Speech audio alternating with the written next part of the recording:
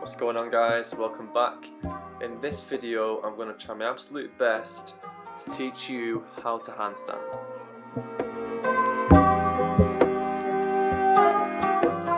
The following steps can be done on the hands, on the floor, or on parallel bars. It's what suits you and your wrist mobility.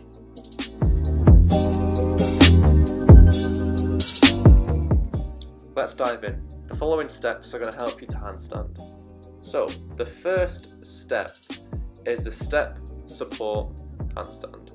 So basically, come into a push-up position with your feet on the step and walk your hands towards your feet. And the aim is to get a nice vertical line from the hip joint to the shoulder joint to the wrist joint. The next progression is the wall handstand kick up. Simply kick up to a wall, keeping one leg bent so you don't kick that wall through.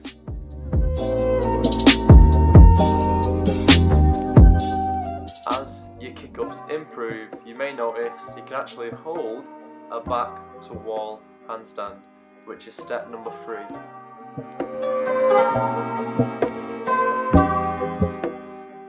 After some time practicing the back to wall, I want you to try the chest to wall handstand.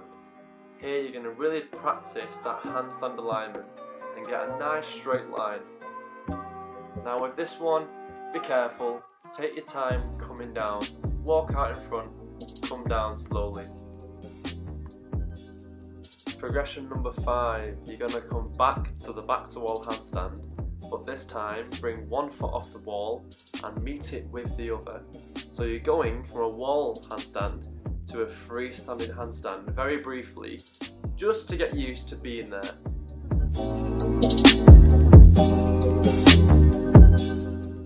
As you improve over time, you'll notice you can actually hold a freestanding handstand from the wall, which is really exciting once you first do it. So by this point, you won't need stabilizers anymore. You're going to try some freestanding kick-ups without a wall. Just getting used to a wall not being there. Now, if you may fall through this, I did plenty, try your best to cartwheel out of it rather than falling onto your back. Over time, your hold times will increase, and then you will be able to hold at this point a freestanding handstand. Practice, practice, practice is key. Okay, so you need a strong core to hold a handstand. So a great exercise for this is the plank. Everyone knows this. Walk back to make it harder and make sure you don't arch the back.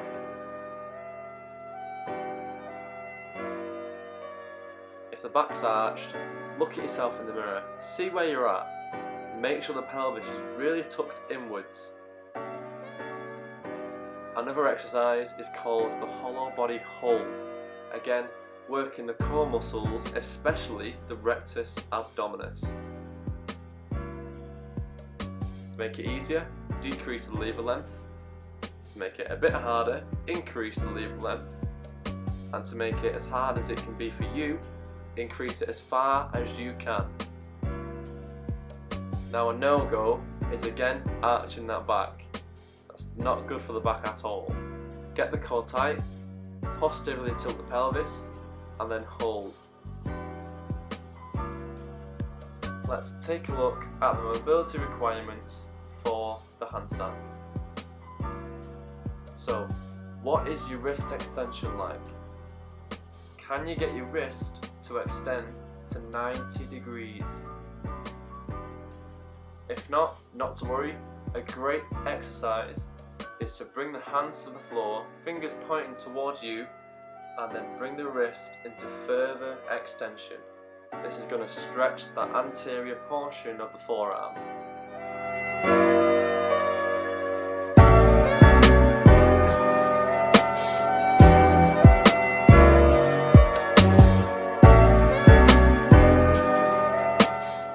Now, if you have limitation to movement in the wrists, the parallel is a great alternative. The reason being, it keeps your wrist in a nice neutral position without any excessive movements. The next joint up is the shoulder. What is your shoulder flexion like? Can you get to 180 degrees without arching the back? You need 180 degrees of shoulder flexion to be able to hold a good, solid handstand. Alright, now you should have the right tools in your toolbox to unlock your first handstand. The right wrist mobility, shoulder mobility, core strength required, and steps on how to get to your first handstand. And my advice is, simply take your time, don't rush, enjoy the process. Train your handstands as often as you can. And also, train safe, train within your ability. Don't jump ahead to a progression you can't do. Now, if you found this video useful, leave a thumbs up, and even more, to support the channel, subscribe, and I really appreciate you watching until the end of this video.